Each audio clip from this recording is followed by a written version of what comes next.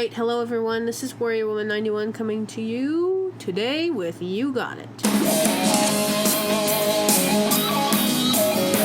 Alright, so you guys really enjoyed last week's episode with Partis, and I'm really happy about that. I was really excited to have her on. It had taken a couple of hoops jumping through to get her on, but it ended up working out, and you guys really enjoyed that episode. It is the highest viewed episode that I've ever had on You Got It, so thank you very much for everyone who supported that show. Hopefully I can have her back on, because I feel like I could have talked to her for at least an hour and a half. We actually did talk for another half hour to 45 minutes after the show was over, just because. So hopefully she'll be a repeat guest, because she's really awesome, and she's also kind of not a titan in the space, but she's an expert in the space, I would say. So definitely keep give Partis all the subscribes and likes and follows and everything. Keep following her. She's doing some pretty cool stuff, so I'm really looking forward to what she's got to offer next. So today obviously does not have a guest on the show. That is partially due to laziness. No, it is not because I've been playing too much Minecraft, although I have been playing Minecraft to the point that I hate it now.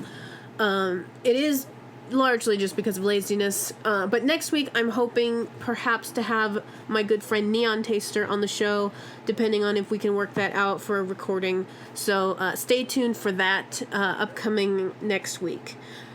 The other reason why there is no guest this week is because there was a lot for just me to talk about, because I don't usually do political episodes, but this is going to be a little bit political. There have been a lot of different internet scandals and, I don't know, just different things that have been going on online that have kind of irritated me, and when I get irritated, I feel the need to talk about it on the podcast. Basically, it's just my place to share my feelings, if it, as it were, or something. I don't know. It's stupid, but what I wanted to talk about first of all was this hashtag not my Ariel thing going on, and I wouldn't even care, except for I have friends that know me, that know I'm a conservative, that are posting things about these hateful people that posted in the hashtag not my Ariel thread, and it just really made me frustrated, because that thread and that hashtag was completely manufactured. I didn't see any posts from actual people that were upset about it. I only saw posts from people that were grandstanding on it and talking about how forward-thinking and moral they were for being against that hashtag. And I think that was the entire purpose of that hashtag, was for people to grandstand, for people to talk about how awful people are for tweeting that hashtag, and it makes people feel good. It makes people feel like they are fighting for a cause, that they are more moral and more justified in whatever feelings they have, because they are on the side of the new character of Ariel. And for those of you who don't know, my apologies for the fact that a cat just walked across my desk and made a bunch of noise. For those of you who don't know, they cast a black actress as Ariel in the new live-action remake of The Little Mermaid. Who cares? Okay, they had a black lady play Cinderella in the 90s, and she actually did quite a good job. So I really don't care. I don't know who would care. The only thing, this is a very minor point, because there's a character that they did change in the Spider-Man movies, Mary Jane, known as MJ. They changed her name to Michelle Jones, also now MJ, and they cast a black actress as her. Now, I would have been fine with that, but they did not have her signature red hair in the movie, and so that's why I had an issue with the casting, because that character is famous for her red hair. Now, if you apply that logic to Ariel, if you were hung up on the red hair, if they dye her hair red, then it really doesn't matter. And if they don't, I just don't really, it doesn't seem like Ariel's red hair is that important, because what's important is her voice. That is the point of the story, is that she gives her voice up to be human, and it's not her hair, it's her voice. So that's the only defining feature of Ariel that I feel like has to remain intact. She has to have a good singing voice, and you can fix that even if the actress doesn't have a good singing voice. You can just dub it over.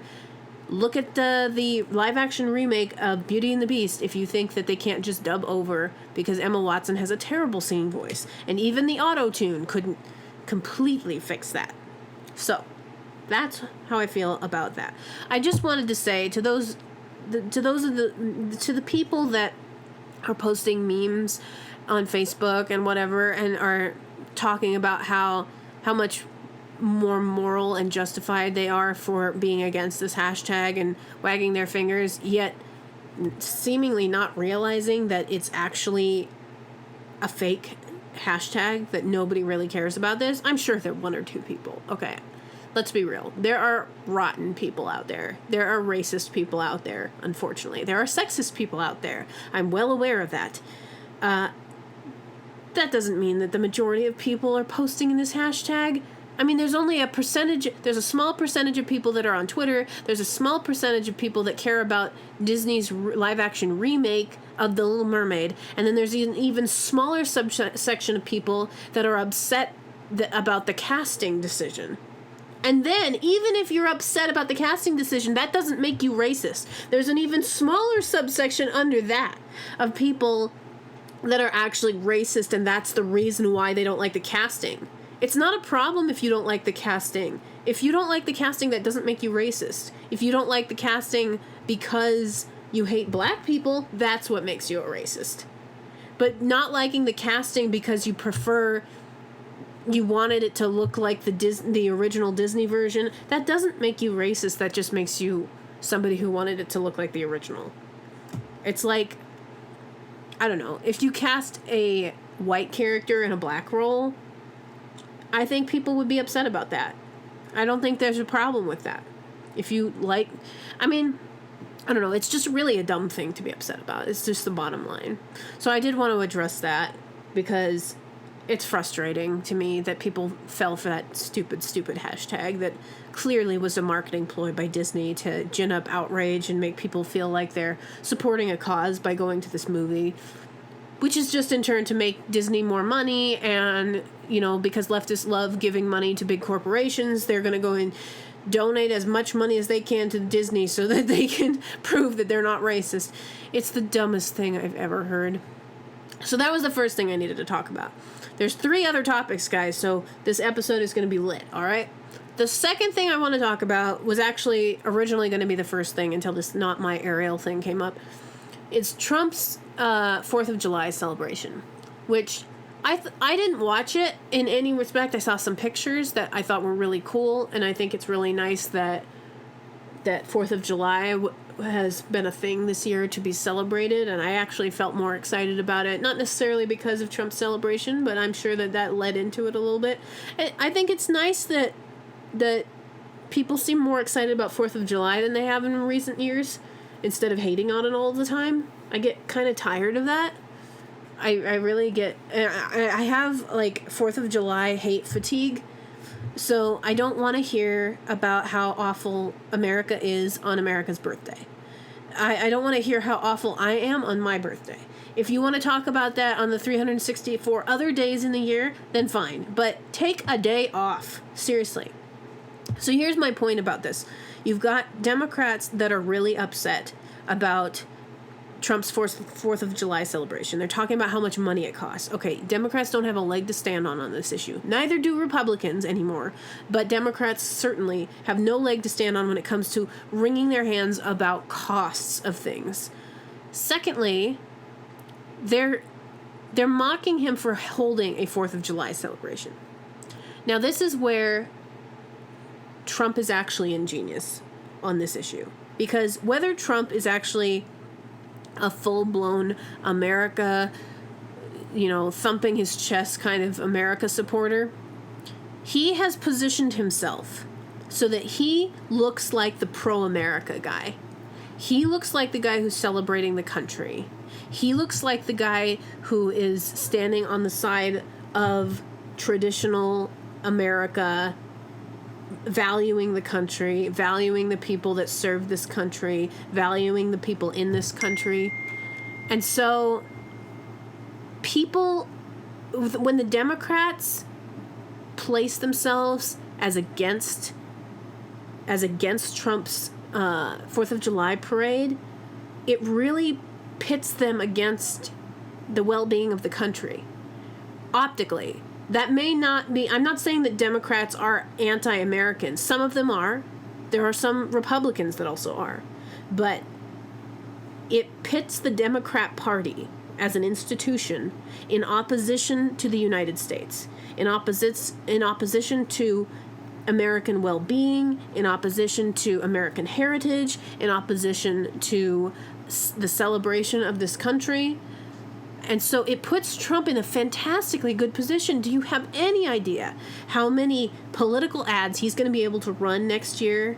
That's part... I would bet money that was part of his decision-making process, to do the biggest parade he possibly can do, so that next year when he's running for president, he's got all these ads of Democrats hating on his 4th of July celebration and saying, these people hate the 4th of July. These people hate celebrating your country. You should vote for me because that's just what these people believe. Even if that's not what they believe, they have walked right into his trap, and that is exactly what he wanted. It's just... I don't know how Democrats just really simply do not understand how they've been set up in this way to make themselves look bad. They don't know how to sell themselves anymore because they got too comfortable during the Obama administration with just being able to be full-blown anti-American progressive, or at least radically un-American progressive, that now they want to continue that, but the rest of the country didn't move along with them like they thought. They got to move, and they thought the rest of the country moved, and then they had a wake-up call when Trump got when Trump got elected the first time, that the country actually didn't swing as far left as they thought, or they had hoped. And so now they still want to live in the Obama era mentality, and they can't anymore because they've been exposed, and because the country actually didn't move as far left as they thought. Now, does this mean that I hate Democrats? Oh my gosh, the news flash, Kelly hates Democrats. No, I have so many Democrat friends. It's kind of like this, it's the same deal with does this mean, Kelly doesn't like gay marriage. Does this mean she hates gays? No, I have plenty of gay friends. They don't care. They don't care. I have plenty of Democrat friends. They don't care. And I have some that do care, unfortunately. And I wonder how long those friendships will last, because they just can't last unless you have a mutual respect for each other. You can think each other's political points of view are stupid and that they are misguided, but you have to treat each other like people, or you're not going to be able to function. And so it really makes me frustrated, the vitriol that comes across on Facebook. And it's one of the reasons why I don't post politics so much on my Facebook. I post my political episodes on my personal Facebook page so that my personal friends can see them, but other than that, I don't really post a lot about politics on my Facebook page. I certainly am not sharing memes on a regular basis, because memes really just scrape the bottom of the barrel as far as political commentary. So that's my second topic. Now, I have 2 more topics to get to, and I'm really trying to push it so that I can get through all of these, because there's just so much. But the third topic is one that I wanted to talk about with a guest that is unfortunately unwilling to come on and talk about it. And the reason is because this is a very unpopular opinion. The unpopular opinion is that though statistics show that women who stay in the home or that stay home with children are allegedly happier, that doesn't mean that that's the way of life that should be advocated necessarily. Because sometimes the lifestyle that makes you happier isn't the lifestyle that you either get to live or are required to live.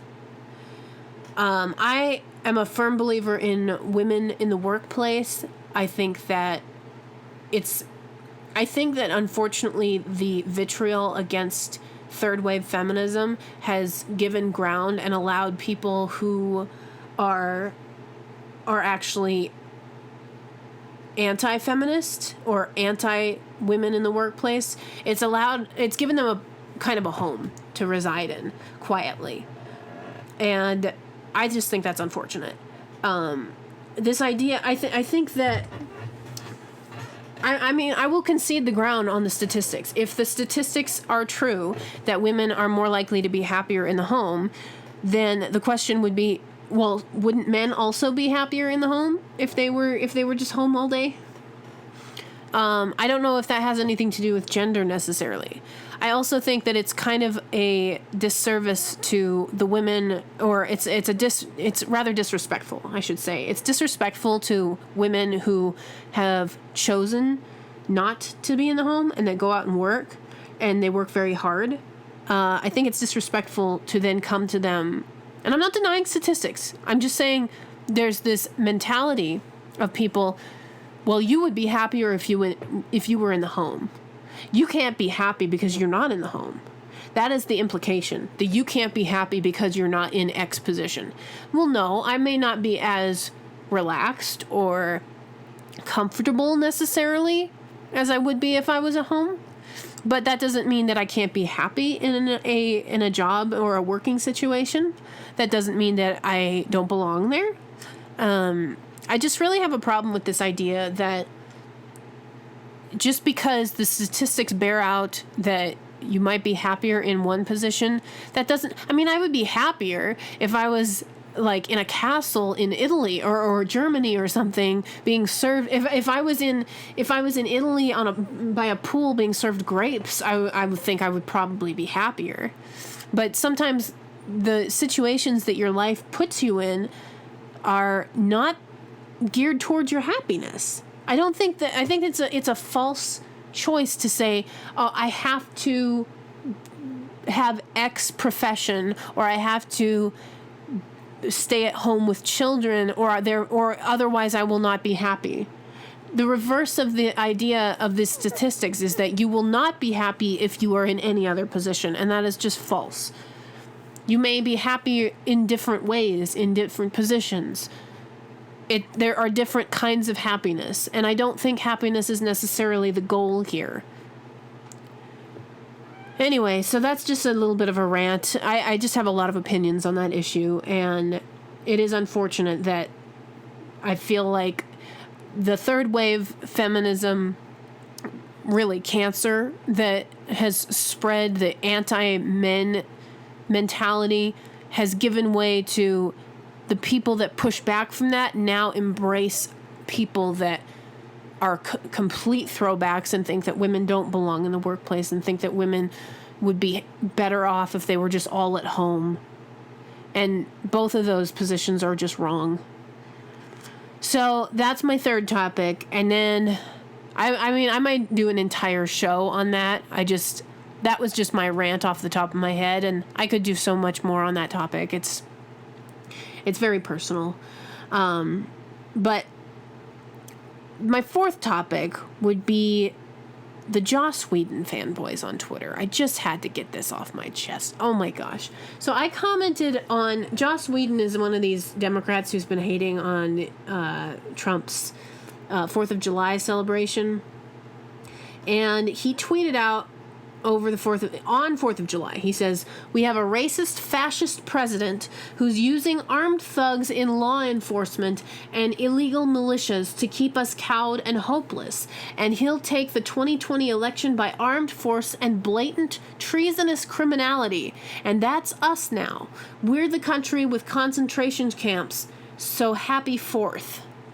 First of all, that's a disgusting thing to tweet on America's birthday. Why would you not tweet that on the 364 days during the year where you have the opportunity to? You waited until the day where we're supposed to be celebrating the country for the positives, and we can focus on the negatives on the other days. But no, we have to post this nasty, awful tweet on America's birthday with this line about concentration camps that is completely untrue. False, false, false. Also, just a side note, this was a Clinton-era policy. This was a Clinton-era policy that they're referring to, but it's Trump's fault because concentration camps, because Ocasio-Cortez or whoever, who I could have gone to high school with and probably graduated ahead of her. no, we have to repeat this line over and over again, which will just keep being used, even though it is completely disrespectful. The Holocaust Museum has called out politicians for using this, yet they're still using it because these politicians either completely don't care about the legacy of the Holocaust or they're actually anti-Semitic. But that's just a rabbit trail right there.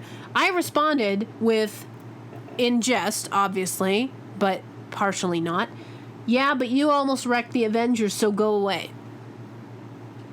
Completely fun. I mean, he did wreck the Avengers, but that's beside the point. I was trying to, be a little bit lighthearted in my response because it is kind of vile and disgusting what he said, and so I put something in there that was a little bit more of a jab on a more creative level, and I got so much hate for it. First of all, I got a lot of fans responding positively to it. 472 likes on it. I'm still getting likes on it 2 or 3 days later. But there was one guy that he was responding with, no, Joss Whedon was great, and Joss Whedon did this, and we were having a little back and forth, and then all of a sudden it was like one of those characters. I'm going to reference Minecraft. He was one of those characters that just blow up with no warning. And he just exploded and started accusing me of having never worked in the industry, and then how could I have known? And the best part of it is I actually have worked in the industry, and I can guarantee this guy hadn't, because he didn't know the difference between a director and a producer. But the bottom line is, why do people get so upset about this? Why do people get so... why do they idolize people like Joss Whedon? Why do they idolize people in Hollywood like this? It's really... That's kind of the point of all of this is... If you disagree with these people or say something that they disagree with or whatever, then somehow you need to be destroyed. You need to be like, we will strap a bomb to you and blow you up or whatever. I don't know. I just get confused by these people on Twitter who just blow up over something that is meant to be funny. I mean, it wasn't like... I do hold the opinion that he wrecked the Avengers in the second movie, but it was supposed to be a lighthearted response, and I just don't know why we've just lost our sense of humor in every respect. There's been several different tweets that I meant in jest. My tweet about Elizabeth Warren when she posted a picture of her family from decades ago when she was a child and talked about the home that she lived in, and I responded with, I thought you lived on a reservation. And that was supposed to be a comical remark referencing the fact that she lied about her Native American heritage or lack thereof. And people got so angry. People they screamed racist, they called names, I got more hate for that one than... I got almost as much hate for that one as one of my posts about Trayvon Martin from 2013 that actually landed me death threats. But that one, I guess I just don't understand why people take things so personally on Twitter. I don't understand why people get so down in the gutter. I guess because there's no consequences in their real life, perhaps. You can just say or do whatever you want on Twitter, and generally there will be no blowback or consequences, and you can treat somebody as badly as you want, and everything, nothing happens to you. So those are my 4 topics. I had a lot to say on all of them, and it's been a pretty heavy news week as far as things that I want to talk about. I certainly am relieved that we're not hearing anything about the stupid Mueller report, because who cares about that? I can't wait until that is so far in the deepest recesses of political memory that nobody even remembers it. But again, those were my topics. Please subscribe, let me know. But actually, I did want to ask people if you would please comment below if there are guests like Pardis that you want to hear from on my show. I know that Neon Taster has a pretty big following on Twitter, so I'm sure you guys would be excited to hear from him. We can talk about Yoko. Let's see. I will have Ariel Davidson back on the show. She's out of the country right now. But hopefully when she gets back, we can get her on the show.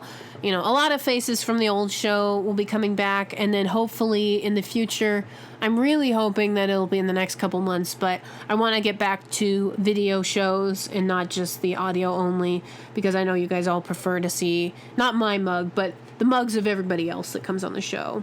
Josh Hammer would be a good guest, too. I've got so many guests that need to come on, and that's basically my shout-out session or segment of the show. So, like, subscribe, all that good stuff, and I will talk to you guys on the next episode.